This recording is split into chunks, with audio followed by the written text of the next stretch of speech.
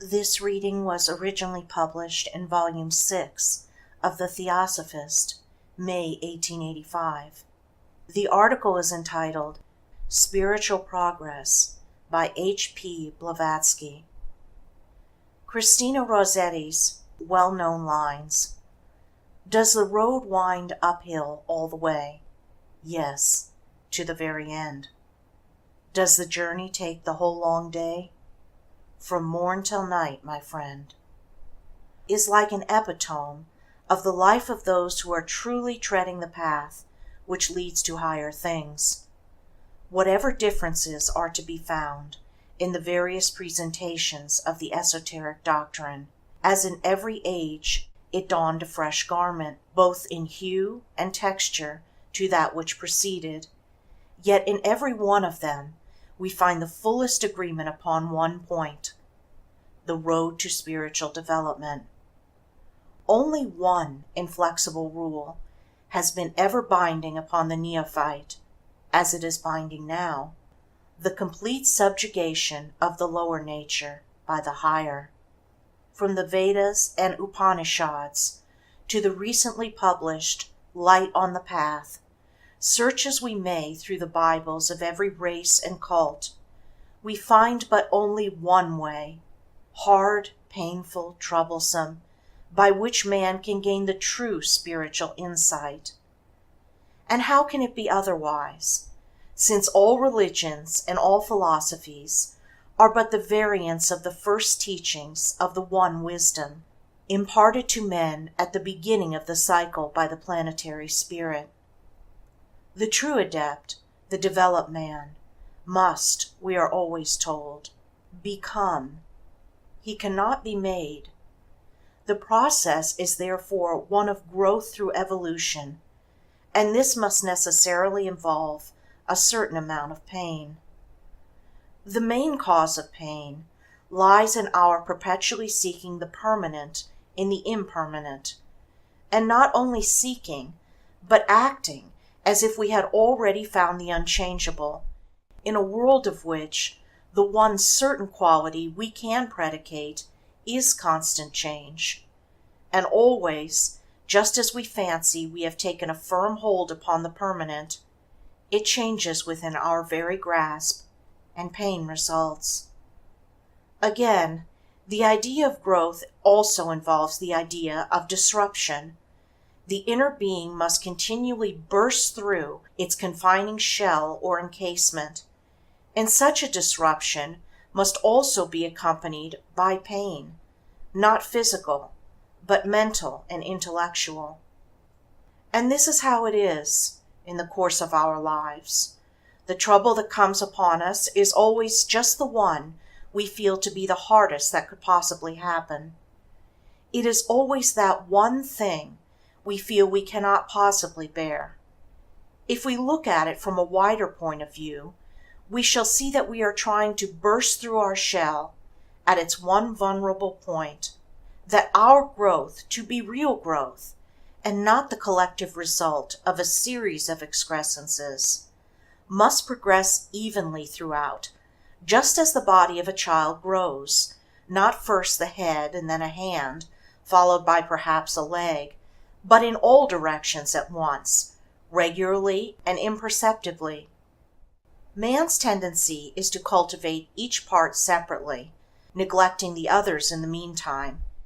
Every crushing pain is caused by the expansion of some neglected part, which expansion is rendered more difficult by the effects of the cultivation bestowed elsewhere. Evil is often the result of over-anxiety, and men are always trying to do too much.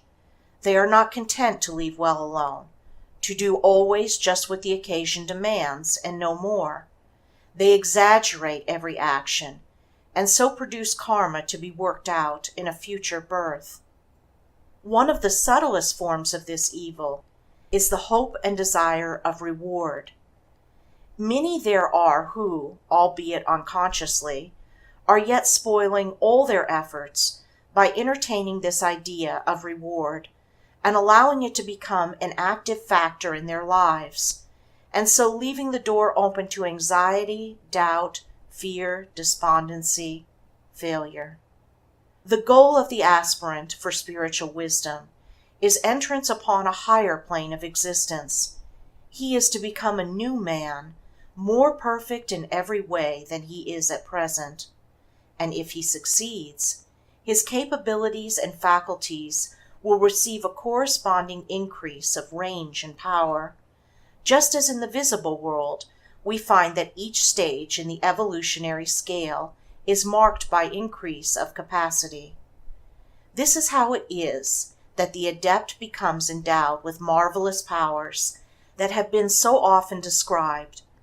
But the main point to be remembered is that these powers are the natural accompaniments of existence on a higher plane of evolution, just as the ordinary human faculties are the natural accompaniments of existence on the ordinary human plane. Many persons seem to think that adeptship is not so much the result of radical development as of additional construction, and they seem to imagine that an adept is a man who, by going through a certain plainly defined course of training, consisting of minute attention to a set of arbitrary rules, acquires first one power and then another, and when he has attained a certain number of these powers, is forthwith dubbed an adept. Acting on this mistaken idea, they fancy that the first thing to be done towards attaining adeptship is to acquire powers. Clairvoyance and the power of leaving the physical body and traveling to a distance are among those which fascinate the most. To those who wish to acquire such powers for their own private advantage, we have nothing to say.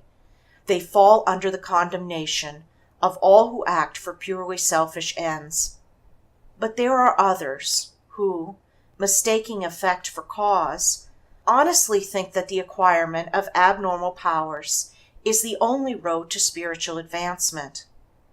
These look upon our society as merely the readiest means to enable them to gain knowledge in this direction, considering it a sort of occult academy, an institution established to afford facilities for the instruction of would-be miracle workers. In spite of repeated protests and warnings, there are some minds in whom this notion seems ineradicably fixed, and they are loud in their expressions of disappointment when they find that what had been previously told them is perfectly true, that the society was founded to teach no new and easy paths to the acquisition of powers, and that its only mission is to rekindle the torch of truth, so long extinguished for all but the very few, and to keep that truth alive by the formation of a fraternal union of mankind, the only soil in which the good seed can grow. The Theosophical Society does indeed desire to promote the spiritual growth of every individual who comes within its influence, but its methods are those of the ancient rishis, its tenets those of the oldest esotericism.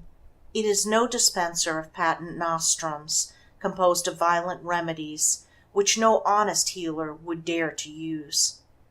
In this connection, we would warn all our members and others who are seeking spiritual knowledge to beware of persons offering to teach them easy methods of acquiring psychic gifts.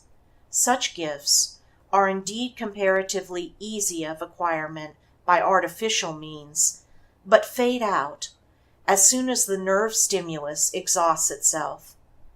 The real seership and adeptship is accompanied by true psychic development. Once reached, is never lost.